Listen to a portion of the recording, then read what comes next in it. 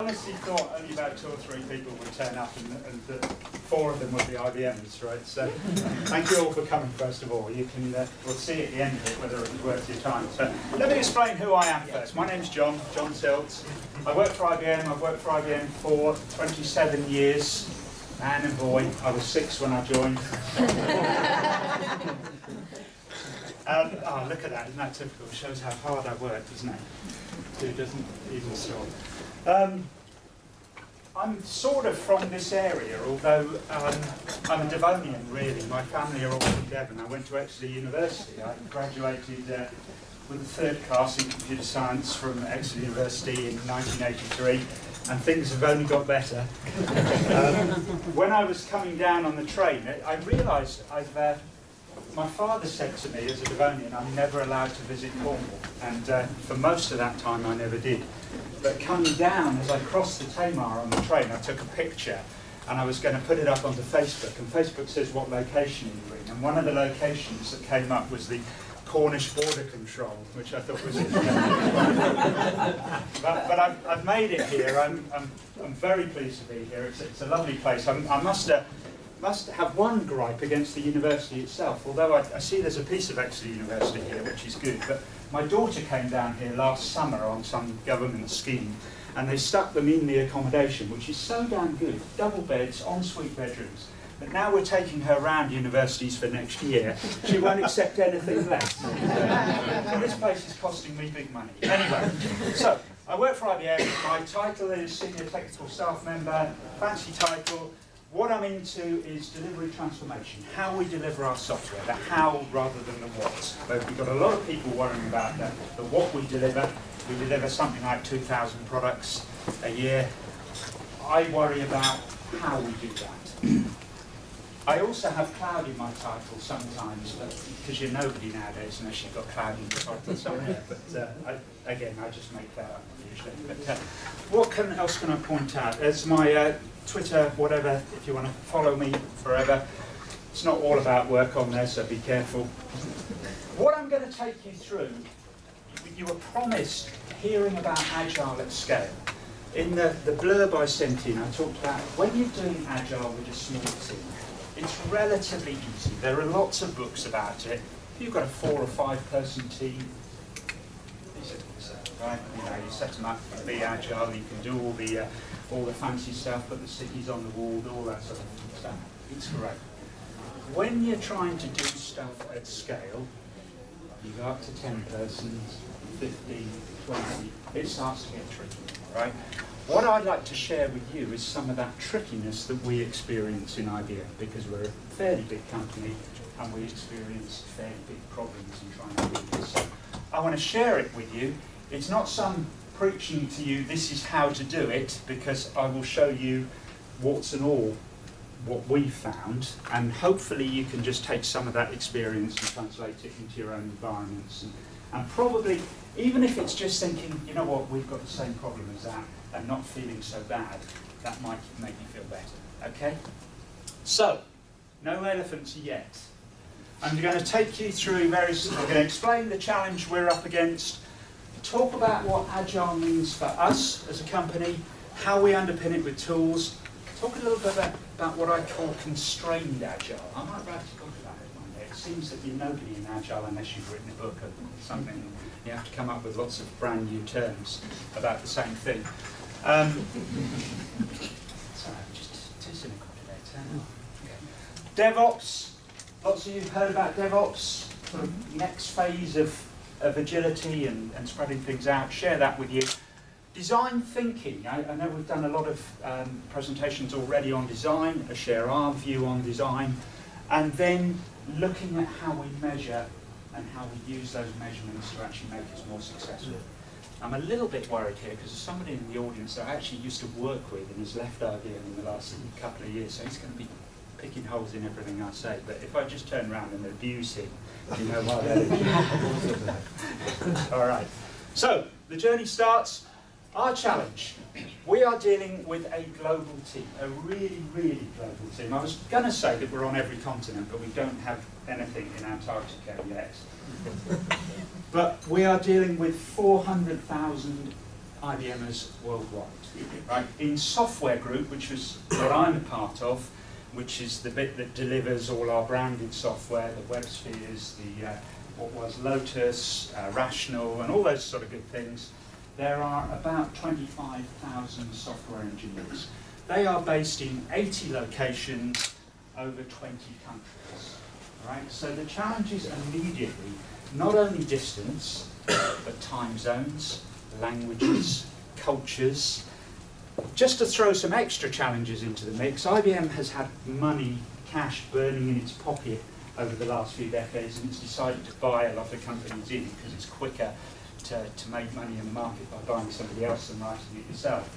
And we've bought in all these companies, brought them in, and guess what? They bring even more cultures and different ways of doing things and different locations and so on. So somehow we have to try and merge all of this stuff. So when you scale from those 5 people in a room trying to do Agile to 25,000 people talking different languages in different time zones, you can see the opportunities we have. The product I've worked most closely with is a thing called WebSphere MQ. It's a messaging product. I know that we have sites in Hursley, which is where I'm based, just outside Winchester. That's nice and easy. Most of us speak English there. We have a site in Poland. Going east, we have sites in China. Then we go out to the States. We have people in Austin, Texas, and we have some people up in California. Right? Trying to coordinate meetings between all of those. I mean, you see all these stand-up meetings and how sexy they are. We can't even get people on the same time zone. The West Coast is sufficiently far out, and China is sufficiently far out, that we cannot all get together at the same time in the same place. Right? We have at least agreed that English is a common language, so that's a good starting point, and does make it easier for us. But we haven't quite got everybody to agree that the universal time zone is Greenwich Mean Time. Although we're working on it. The Americans think it's their time. There's the elephant, I promised you. This is Ellie. Why would a company like IBM want to be agile? You know, IBM, if you go back to the 60s, didn't need to be agile because it defined the market. It was a massive great elephant that lumbered around telling people what to do, right? It defined how people did things. If people didn't like it, then tough, right? It's a lovely way of doing business. Monopolies are great. Unfortunately, they're also illegal. Why do we need to go agile? Because everybody else is, and everybody else is whipping the hell out of us. Right? It's as simple as that. It's all about the business. It's not about the academic exercise of, oh, isn't it nice when we use Scrum process or pair programming or whatever else is trendy. It's about flipping business. That's why we need to do this.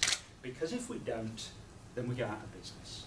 Right? It's as simple as that. I was either lucky or unlucky enough to have been in IBM when it had its, what we now refer to as its near-death experience in the early 90s, where we were probably about 2 weeks away from going under completely. And we were saved by a man called Lou Gerstner, who had experience in biscuit making. Probably says enough. But it's about business. We have to be agile for business reasons. Unfortunately, something I see in IBM that smaller companies have an advantage on is that smaller companies have a survival of the fittest mentality, right? If your software doesn't work or your product doesn't work, you get out of business straight away and very, very quickly. In IBM, it takes a long time to do that because we have enough money and engineers behind it that it actually slows the whole process down, hence the elephant.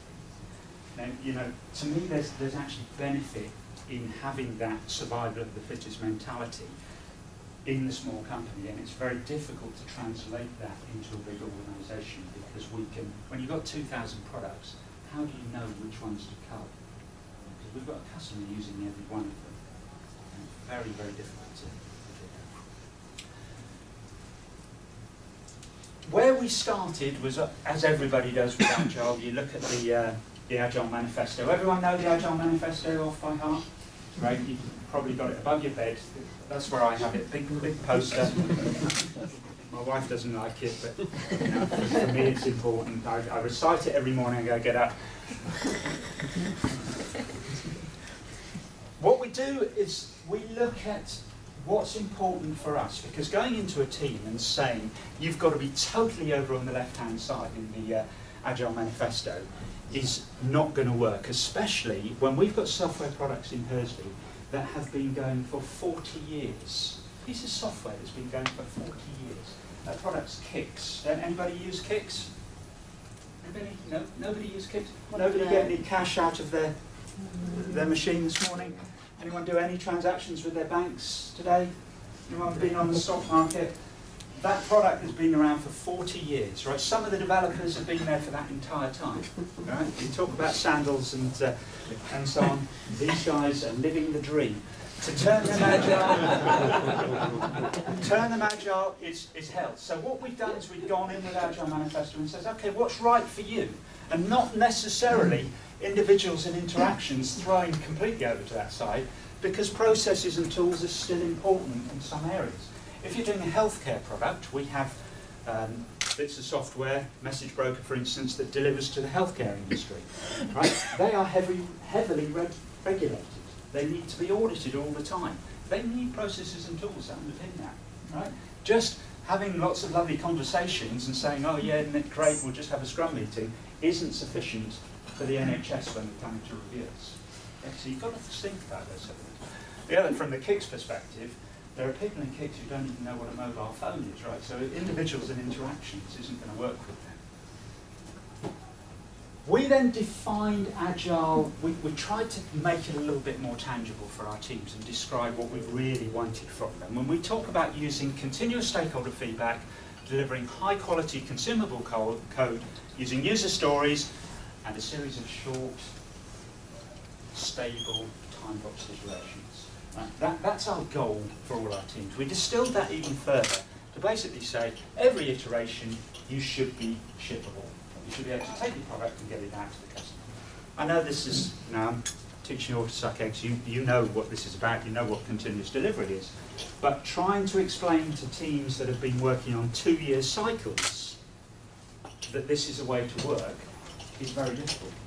So imagine what our initial iteration length is in some of our products. Anyone like to hazard a guess as to where we went with iteration lengths? 6 months. 6 months, not bad. Yeah. 3 months.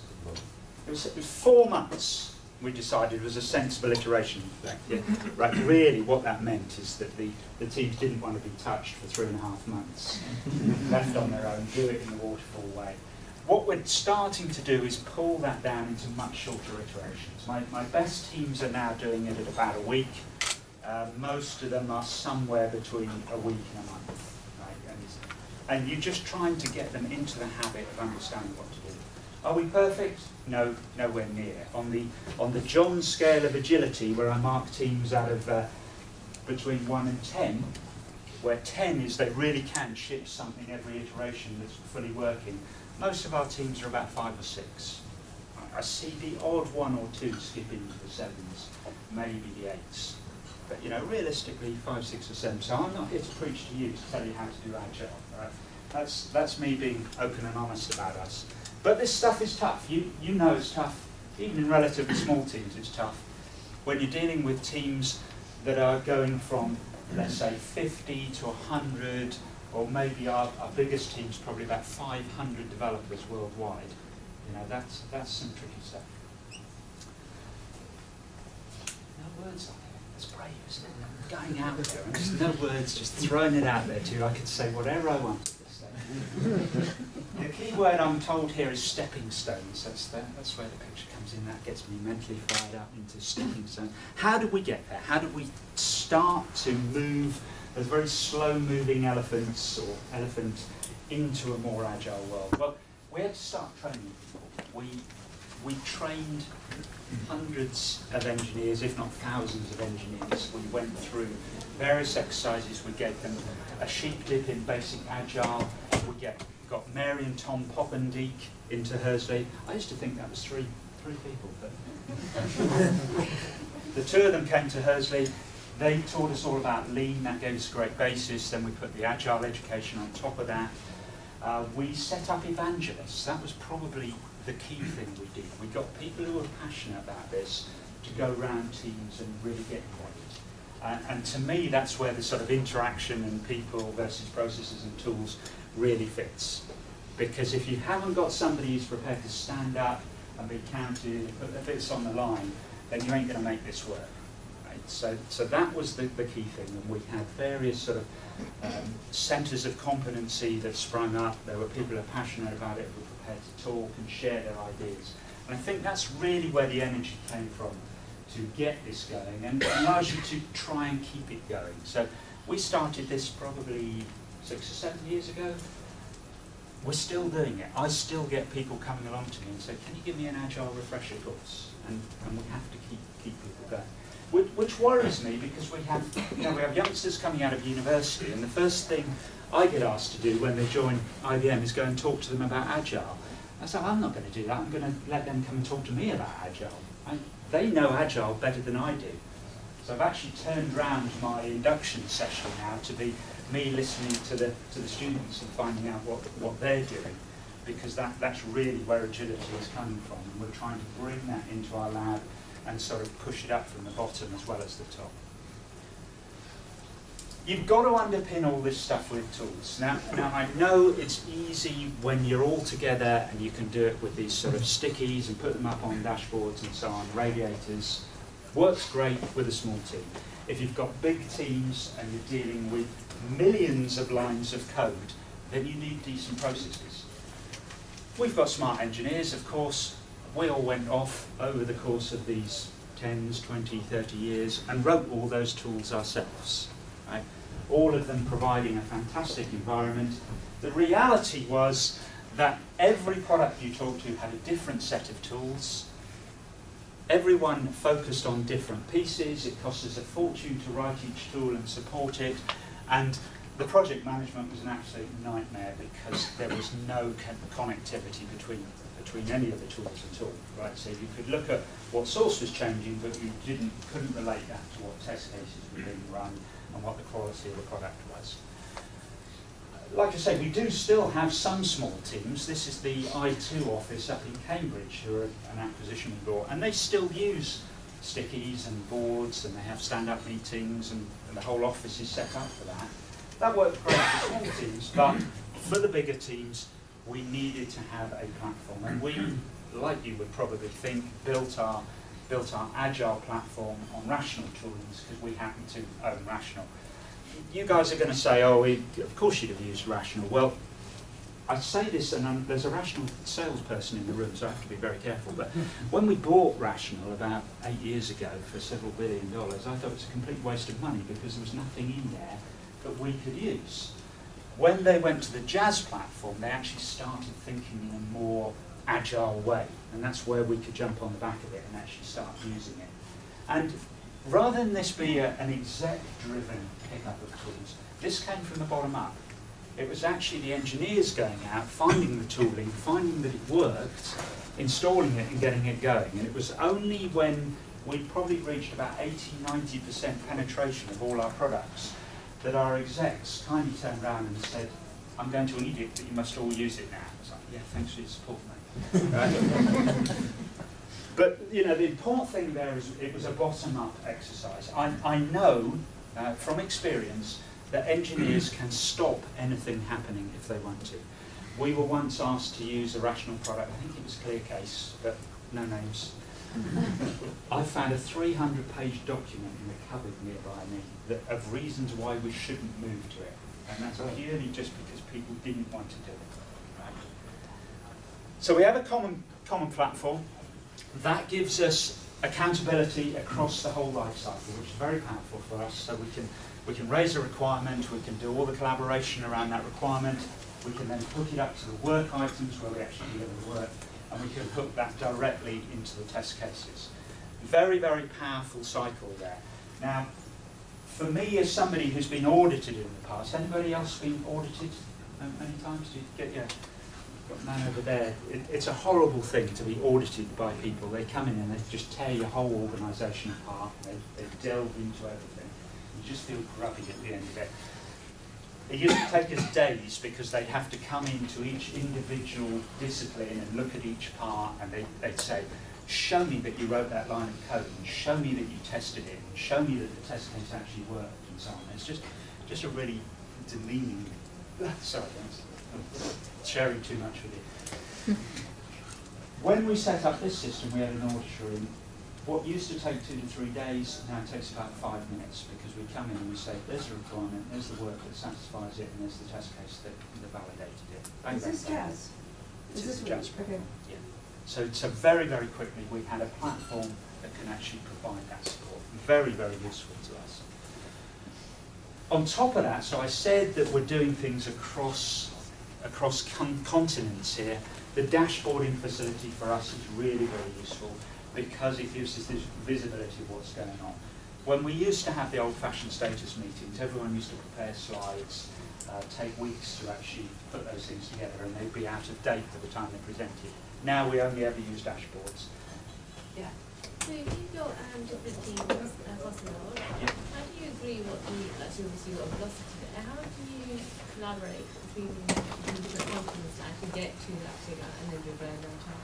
So what we'll tend to do is by continent there will be different teams that tend to work closely together themselves, Right. and then we bring them together as a sort of scrums level. Right. So here, I can't actually show it here because this is just a picture. It's a real chart, but that will be the high level one, and then each team would have their own individual stuff.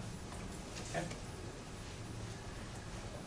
What we noticed after a few years is that having bombarded our poor little engineers with all this agile training, we realised that we had focused on the engineer. Right, which is great, you know, that's the starting point for any agility. But back to our poor little elephant, we hadn't really released that elephant to get out and dance properly. Right, we could do a few shuffles at this stage, a little hip wiggling. Sorry, it's too much for you, I know.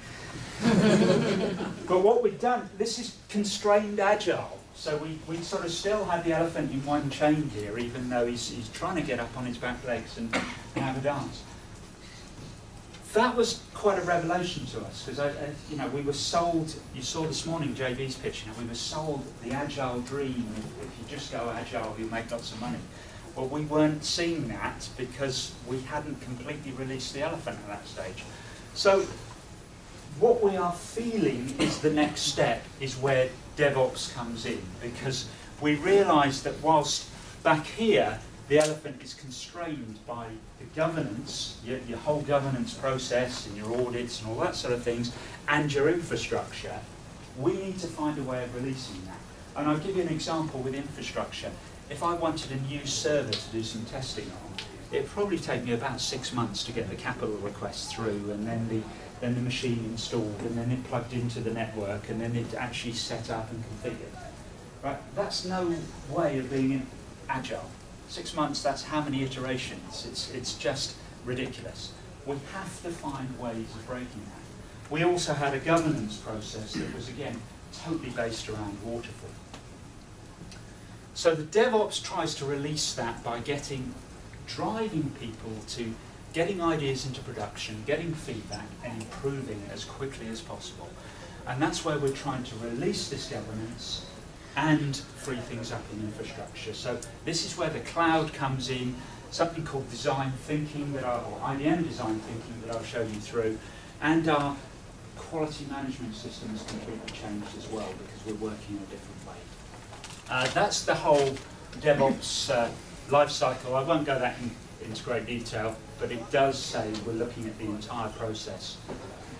From a design perspective, IBM in the past have been very good at design. If you go back to 1960, we invented the mainframe, the 360. It was a revolution. It changed the way people dealt with computing, right? But much like this clock that was designed in 1410, you know, they were of their time.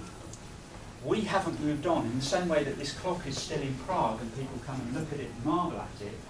I now can't look at that and tell you what time it is.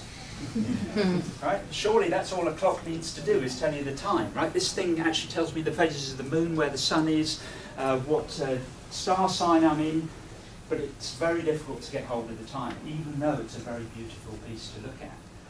What we're now trying to do is change our way of thinking away from that old mainframe attitude, and we need good designers in. So we are now hiring, like I've never seen go on before in IBM, real designers, not software engineers with computer science degrees who think they can draw pictures, but real designers who wear the right sort of glasses, bow ties and jackets, and that's just the women. And these guys are fantastic, and we are investing in actually training these people up, which is so refreshing. I went on a boot camp in Austin, Texas, to see this happening, and this is one of the rooms there. And everything they do is just great.